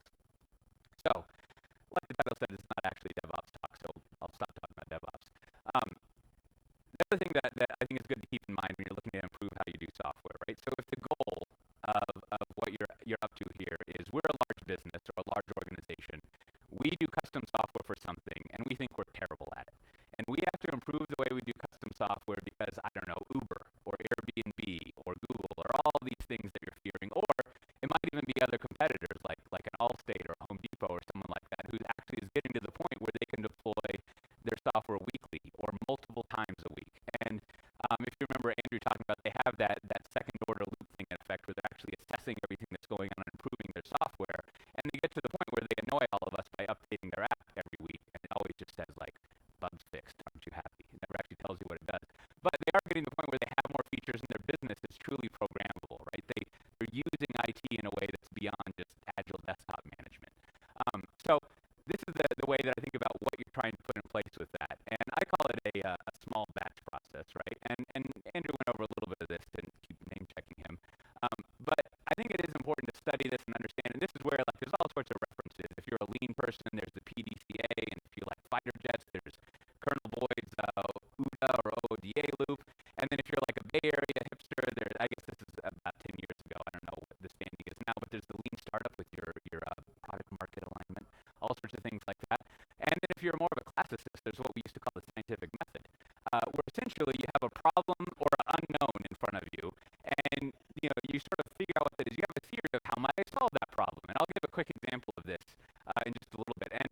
the software world, the way you test a problem, I mean, you come up with a hypothesis of how you'd solve it is you write code, and then more importantly, you put it in front of users to see how they interact with it, right? I mean, I guess there's some joke about, like, if you deploy code and no one uses it, have you actually done anything? I don't know how that would go. We should work on that. But you put it in front of users, and it's this last part that a lot of people don't do, is they say, like, well, did that work, right? Like, was that a good result? Did it do what I wanted? And if it did work, then you can move on to the next problem. Like, congratulations. Oh, you want me to stay here? That's good. You should look at the slides instead of me. And then so you figure that out, and if it didn't work, then your hypothesis was wrong, and you need to recalibrate it and come up with something new to do, right? And this would be like a fast feedback loop, but you want to do this on like at least a weekly poll, if not multiple times a day, and you get all this feedback, and you end up improving your software and annoying everyone with these app updates over and over again. But the point is that your business is given more ability to actually implement and do things, and it helps them control the risk, as we'll go over here, of kind of the worst risk in software is to do everything exactly to plan, and it turns out that that's not what anyone wanted, right? And you can see an interesting example of this. Man, I might have even used this last year. I apologize if you've seen this, but it's such a great example. Like, everyone's familiar with the IRS, especially, what is this, May? If you remember last month, you had to send them a lot of money, or maybe you're lucky and they sent you some money. But you got to pay your taxes. And if you don't pay your taxes, they've got this cool trick where every day you owe more money. They, like, levy a penalty on you. And so you're highly incented, at least in theory, unless you want to be elected to high office, you're highly incented to sort of, like, pay your taxes on time. And what you have to do classically is they have call centers, you call them up, and then someone probably logs into a green screen thing and types some stuff, and then they tell you how much you owe, and hopefully you can cut a check that day and then mail it. If not, then maybe you got to call them up again, and, like, it's just a big rigmarole. I mean, first you have to use a phone and talk to someone, so already we're done, right? That's not going to happen. Also, like, for the IRS, it's not like we like to increase their funding, so we're always, like, pulling funding from them. Call centers are really expensive, and they also, this is a good overcapacity story for people who are into that. It turns out there was a study by a group that 30% of the time, there was this feature that they had where, like, no one wants to talk to the IRS. So what they would do is 30% of the time, they would just hang up on you. They would call it a courtesy disconnect. And that was just because they couldn't really, that was because they're trying to make all of us citizens happier and make our life more joyous. But basically, they didn't have the capacity for it. So think about the situation. Their budgets are over. They can't provide the service correctly. It's like the worst case scenario of everything, right? Like, so they wanted to improve this with computers, because computers are pretty good at that kind of stuff. So as I go through this example, think about if you were delivering on a 12 or 16 or 18 month cycle, or if you've actually ever worked with the government, you can multiply that by 3 to 10. And think about how this would not have worked out. So their idea was, being accountants, they were like, what we want to do is basically replicate the iPhone Photos Moments experience with your taxes. And we're going to show you everything you've ever done with the IRS when you log in, so you can relive the memories. I mean, in Facebook, it's sort of like 3 years ago. Look how adorable your kids were. You should have treated them nicer, you asshole. But they wanted to have you live through all of that there, and so they put all of that up there. And because they were doing things on a very fast clip, they went through the small batch idea of theorizing. They put it in front of actual end users, and we've nicely highlighted this orange thing so that you can cheat. But they didn't, it didn't exactly look like that. And people were like, nah, I'm just going to call the phone. I'm going to use the phone and call someone. I have no idea what's going on. So immediately, that's a big failure business case-wise. The developers did a big failure. They didn't deliver the software that was needed, and they're definitely not going to meet the business case and the ROI, the money side of things, right? So if they had figured that out, and let's say they could even do it for 9 months, but more typically they would have a whole year cycle, and it just would have been like you're 12 months. You're not even late. You're just 12 months like failed essentially. So instead, because they were following a small batch approach, they put it in front of users on more of a weekly turn, and they gave them some donuts and all sorts of things, and deployed it and tested it out. And they figured out that when you want to know how much money you owe the IRS, all you want to know is how much money you owe the IRS. So you put that in front of users, and then boom, they don't want to call people, and they'll pay it off. Now, that's kind of a ridiculous example, but I'm willing to bet, no money, but I'm willing to, like, philosophically bet, if that's a word, that you probably have encountered situations like this in the things you work on, where it's like, oh right, we should have just, like, put that button there, and when you press the button, it should have created a PDF so you could print it instead of whatever else you did. I mean, you can think of all sorts of silly examples of weird things that happen. So that's a good example of how you can apply a small batch approach and why it's so important, right? Like, again, it directly goes to the money side of things and also improving the software. And, I mean, this is a very self-serving slide. These are all pivotal customers. But the encouraging thing is that you see these numbers, and the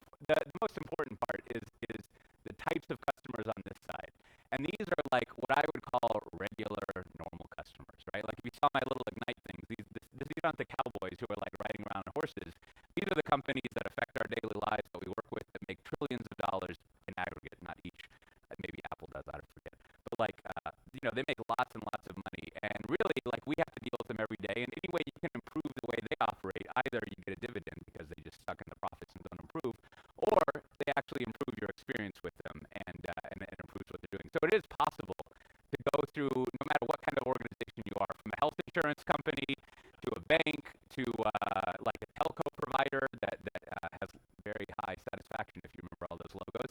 You can actually change how things are operating. And so that's what I'm going to go over with the rest of the presentation here. And, you know, there's all sorts of names this goes over. I always struggle with the phrase to put around this kind of stuff. But what you're going to struggle through is kind of like this situation. You're doing your digital transformation, right? I don't know if you've ever been in there's plenty of people who are around my age or so, so you probably lived through at least one, we're going to call in the management consultants, and we're going to go through a change process. And let's get everyone in one room, we're going to fire 20% of the people.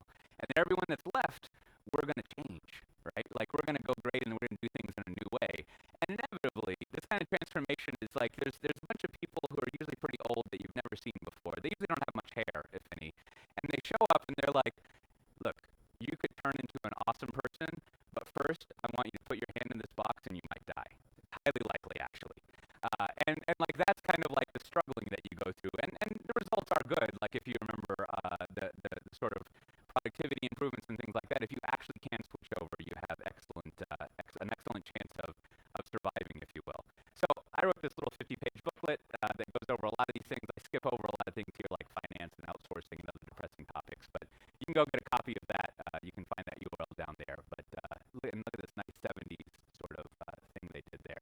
I don't know if that's a snake or a river, depending on how you read that stuff. So the first one, when you're looking to change your organization over, right? So you come and you hear all the great DevOps stuff, and what was the Jack Handy thing? Like, we all laughed when they went off to the conference, and we didn't laugh anymore when they came and wanted to use a new tool. So similarly, when it comes to the meatware stuff, right? The human things. Whenever you go back and you want to start applying these things, here's a few sort of like guiding things that I think are good to help with. Now, the first one, so I don't usually ask the audience anything, but how many managers are out there? All right, well, now for everyone else, it's your chance to make fun of them and laugh at them a little bit. And only in a helpful way, hopefully. But the main thing, especially as a staff person, and to a certain extent, the lower down the hierarchy you are, there's a couple of things stirring around here. Is one, if you're genuinely going to change and do your digital transformation or do DevOps, it's going to require probably all the way up to someone who's got a chief in their title to generally change themselves and change the way they're operating, right? You don't want to just like drive-by strategizing where they drop off a bunch of PowerPoint slides and then go to their like annual sales achiever meeting, right? Like, you want to make sure that they're actually involved in doing things at the start, because all the things you're going to do are going to require management to intervene, change budgets, change incentives, change organizations around. There's a tremendous amount of management work that needs to be done. So, you know, you can transform one team, but if you want to scale that to 10, 20, 50, 100 hundreds of teams, that's really management's job to do that. So they need to be able to start doing that, and you need to make sure they're involved. Now, in the juicy middle, there's a thing of a sandwich of like management, juicy staff with meat, or maybe if you're vegan, you got whatever tempeh, I don't know. And then you got bread underneath the management again. In the middle, there's all the staff stuff that lots of people have to do. But also at the bottom, management is going to need to sustain and change the way that things are going. They, if you remember the small batch process, are going to have to apply a small batch process to the organization. So management will have to figure out what you're doing, what the goals are. Like, if you remember lean lore, right? Like, the question I always like to ask lean people, which I haven't gotten a good answer for, is like, but how do you decide to make a loom, right? Someone's got to decide you're going to make a loom. Never mind like all your like cords and whatnot that like makes it so you make good looms. You got to decide to make a loom, and you got to decide to make a car. And if I remember, the reason Toyota started making a car is that the sun was like, cars are cool. So I guess that's a good way to manage. But, you know, someone has to set the strategy and the direction, and that's a tremendous amount of what management needs to do. And I kind of overemphasize this, but it's really vital that if you want to scale up DevOps or anything, that management be involved. And as we go over the rest of the things, you'll start to see why that is. So if you've got these teams, we call them balanced teams at Pivotal, but you've got a team of, it's usually like it's always an even number, 4 to 18 people. 18 is kind of on the high thing, but you have all the roles that you need on a team, right? Developers, operators, designers, product managers. And the Pivotal way of doing things, you would do pairing, which we'll talk about a little bit. But and they have full application responsibility, from idea to a huge amount of the business behind it, maybe not all of it, but also running it in production. This is the cliche, developers carrying pagers or whatever, right? And that gets a little modified if you read up on SRE stuff. But essentially, you have everyone on that team. Now think about, how would we change all of the people we have over to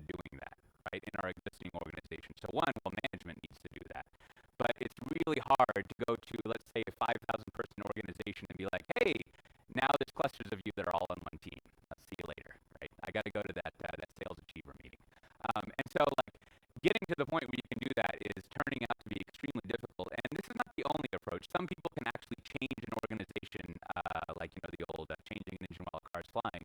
But there's a couple of, and there's more of these case studies I've come across where it follows what I like to call the immutable organizations are immutable pattern or anti-pattern, which is to say you can't, if you don't know nerd talk, you can't really change an organization. Once it's set up, it cannot be changed. And so in that case, as you know from like immutable things or what was the immutable infrastructure thing? It's a good like semantic trick. But basically what you do is you just make a new one, right? Like if you want to modify it, you create a brand new one. And that's what you see at companies like Allstate and Humana and other people that I've talked to recently. And GE, they literally set up a whole separate organization. Now it's all part of the same company, and they often call it labs, or like Allstate has this great talk you can find down there. They call it composed with a capital Z in the middle. But they set up this entirely new organization. There's a couple of things that achieves. One, it's really easy to set something up from scratch, right? But again, you need that management executive support to get permission to do that. So you can set something up from scratch and start doing things in the new pattern and do this reverse quarantine process where you're not infected by the old way. And two, if you're familiar with the oh so thrilling debate about bimodal IT, there's sort of like there's a way of weeding out people who won't change that occurs there. Now, if you imagine, we've got this one water bottle. This is, as Bridget will say, the sad bottle, and here's the happy bottle. And you got all these people in sad land, and what you got your new organization, and you'll be moving all these people over to happy land. And some people will like sad land; they'll want to stay there, and they'll never change. And so what you do is you leave them there. Now, as one of my bosses used to say it, what you do is you put them on a piece of ice, you light it on fire, and you push it into the river. Now, you can do that kind of thing, but more than likely, you're not going to be doing that, and that's what none of the people, at least I've named, do. Instead, you actually have a tremendous amount of IT. Like, if you're an 80, 100-year-old company, there's plenty of people over in mode 1 IT to move it out of the sad thing, who can be operating things forever, but you're making sure that you're getting the willing people over there. And someone like Allstate has been on the record that about 30% of the people won't make it over to this new organization, which isn't to say they get stuck on an ice floe, but it's more to say that they end up staying back there. Now, for some reason, it's always in dark places like bars or parking garages, but people tell me it's more realistic that it's like 60 or 70% of people don't really make that transition. But the key there is you need some way of unfreezing just an organization and the people that won't change behind it. Now, there's all sorts of other ways to do that. That's not always possible. There's other organizations who they have the existing tree, but what they really do need to focus on is somehow collapsing those roles together and moving that authority down to the people who actually do it. And there's like 3 or 4 other patterns that you can go and do for that. So let's say you've got your organization set up so you actually have the teams that are doing this. The first thing that if you're like most people with high dry cleaning bills that I encounter, and they always have an accent like this. They're always like, first thing we're going to do is rewrite the .com site, right? Now that's gonna be terrible. That's just going to blow up, and like I said, Pivotal's hiring, so you should inquire about that if you're going to be rewriting the .com site. But you don't want to start too big, is the whole point, right? You're going to be doing things in a new way. Your organization is going to be stressed. You're using these wacky new technologies, whatever a Jenkins is, and like you're going to be doing things and you're going to fail at it. And even more beyond the tool level, the way that you're running the business, the new abilities you're giving a business to decide to add new features and do things differently on a weekly basis is going to be weird and fail. So if you take this huge visibility, this big moneymaker, the literal or metaphoric .com site, that's probably a bad thing to choose, right? Like you want to instead choose things as you ramp up over the first year or 2 or so. You want to choose things that are actual real applications, right? So, everyone has this problem. You want to figure out where to go to lunch with 10 people, and everyone's like, I don't know, where do you want to go? So it might be fun to write a service that chooses where to go to lunch and how to split a bill, but don't do that. You pick a real application, something that's like material and part of the business, but that has a low complexity and risk value, right? And there's an interesting example of Home Depot of this, where the paint desk that they run, if you've ever gone to get paint there, at some point, it wasn't matching the paint when you would go in again so much, which for us consumers doesn't matter, but for the pro people who drive a tremendous amount of margin and top-line revenue, kind of an issue. So they wanted to figure out why that paint desk wasn't working. And so that, if you think about the type of that project, it's a real project, it's relatively small, it's not going to implode the entire company, and it's all upside, right? It's already that the software that they were using wasn't as good as it could be, so it'll just improve. So it's perfect for selecting one of these things. And, course they fixed it, otherwise I wouldn't mention it at all. But it's a good idea of a type of project to fix, and you find like 5 to 20 of these things, and as you can see, you slowly ramp up the amount of applications you have. And there's a few little bumps, if you remember all those fancy curves you saw this morning when you go up there. But figure out a small series of projects that you're going to do. And the ones that you fail, you just pretend like they never happened, right? Because you don't want to engage the corporate whisper ninjas who come and basically shut down your initiative because it's a bunch of bogus stuff. So once you have your small series of successes, because remember the failures never existed, you have your small series of successes. The next thing you do as you start to educate more and more people and do more things is you want to start doing a lot of internal marketing. And this is one of those things where it's like, well, sure, we have a monthly newsletter, we do the internal marketing, but really, like what this means is putting a lot of budget and time, like the 3 corporate things of like time, money, and attention, on genuinely like running internal, DevOps things like this. You're not supposed to call them DevOps days if they're not actually DevOps days, so people try not to do that. But you run sort of internal things maybe every quarter regionally, and you have people come and you have success stories. You also do all of your internal like content newsletter stuff and things like that. But you want to build up this momentum and this trust inside the organization that this new way of doing things is actually working. And that allows you to get past the cynics and the people who say like, we can't do that here. We're just terrible. And you see things like, I was just at a Verizon event last week, I guess, where they have these events all the time, where they bring everyone together and they live stream it internally, and they generally are having people learn about the success and ways of doing DevOps. And not to freak anyone out, but you might also want to invest in some training. I don't know, like that's a crazy way to spend money, but you might want to make sure that people know what they're doing. So, the next thing, as promised, this is just one little tidbit, but it's very representative of how easy it is for people to dismiss the various practices and skills that you would do. And so what I found over the past couple of years with talking with organizations is that the ones that perform really well, a lot of them practice not only pair programming, but pairing across all the roles, whether it's operations or design or product management. And this is kind of like unit testing at first. You're like, well, basically I'm having my productivity, but we're what is this, 2017? We kind of know the things why pair programming would be good. You have people who are writing tests and verifying things. You can spend a lot less time essentially syncing up with how things are operating and working, right? If you're rotating the pairs and you're constantly working with people, you don't need to spend the time in all these meetings where you're like, let's get together for a meeting so I can explain how pagination works in our table display thing, and we can review that. Instead, you've been doing that as you've been working with people. Now, there's all sorts of other benefits that are kind of proven for pairing, but it's part of another side of this other principle, which I see pop up a lot, which is, again, it's very simple, but like you should make sure that if you're like working on development, don't go to meetings, right? And there's several cases, and there's another good talk by Allstate where they were saying like people really didn't believe as management when we told them not to go to meetings. So as managers, we went to their calendars and put meetings in that said don't go to meetings, and then they were like, oh, they don't want us to go to meetings, right? And now when you're pair programming or you're pairing up, you kind of come to work, you have an actual 5-minute stand up, and you work for like 4 hours, and then you have some lunch, and then you work for 3 or 4 hours, and then like you've worked, right? That's how phenomenal. But normally, you come in at about 10 o'clock, you got to get some coffee and tell people about some Netflix you watched last night, and by that time it's 11. As I mentioned before, you got to figure out where to go to lunch, and that's just an intractable problem. So that's about 30 minutes, then you need some more coffee. And then you end up going to like, if you're like me, you go get some Tex-Mex or Mediterranean or Indian buffet, and then it's time for a nap by the time you get back at 1:30. So you're checking your email and things like that, reading some design docs, and then it's basically about, you had to go to that meeting to figure out how pagination works. And then maybe it's 3 o'clock and you're like, well, traffic around here is crazy, so I'm out at 4:30. So I've basically got like an hour or so that I need to code.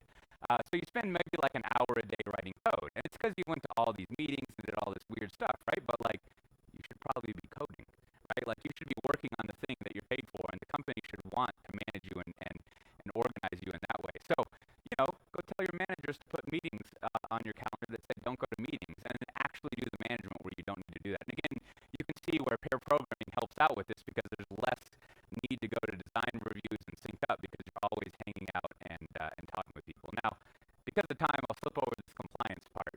We'll leave that as an exercise for the curious reader to see how things like DevOps and the cloud-native approach actually make compliance much better, and also make it so that your compliance people not so much get fired, but that they can finally start taking their kids to their soccer practice at the end of the day instead of working on whatever nonsense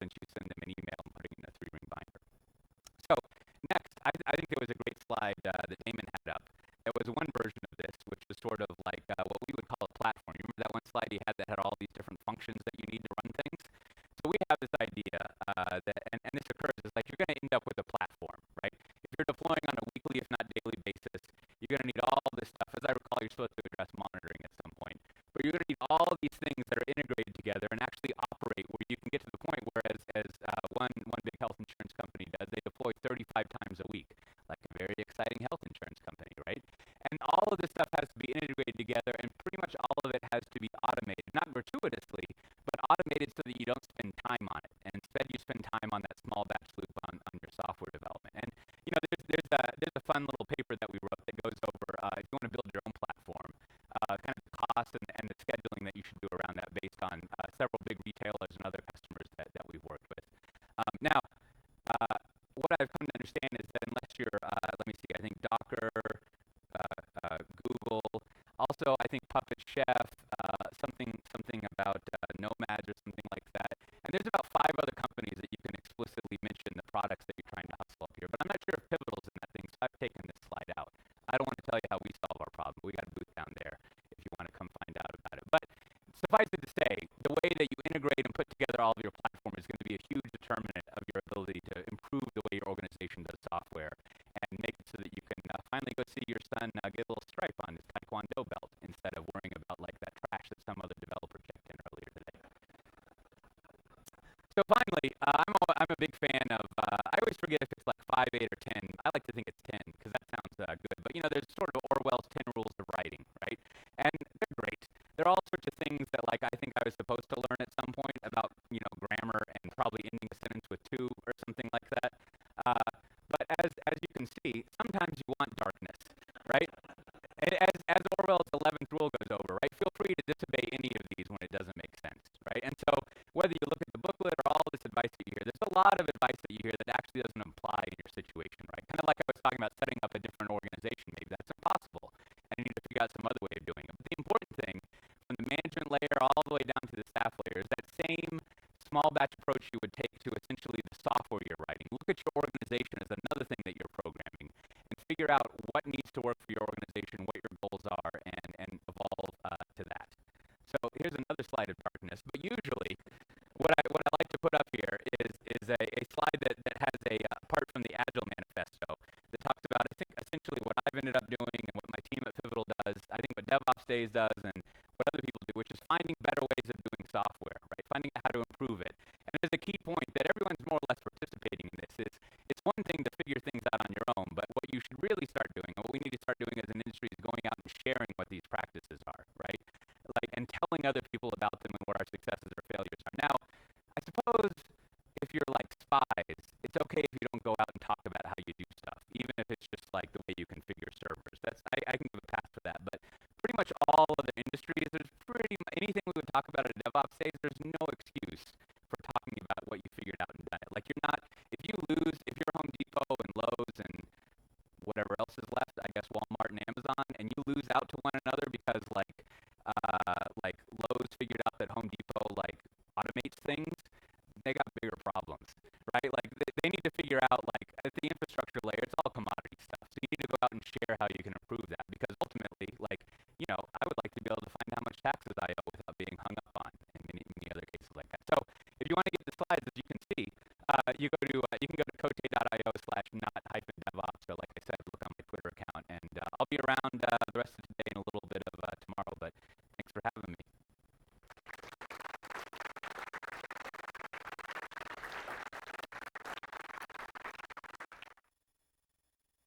Mic check. Thanks everyone. That concludes the events for today, in this room at least. Also, we learned a very important lesson, and that is that this projector is linked to the projector over there, and if you turn that one off, this one also turns off. So, but we couldn't have done it to a nicer person, right? We already fired someone. It's cool. So after this, you can start making your way up to the happy hour location, which is the name of some bar that I'm not even going to try and pronounce, but it's supposed to be close, and it's listed in the schedule with the address and everything. So go and have a few drinks and be merry. There's also live music and stuff. I think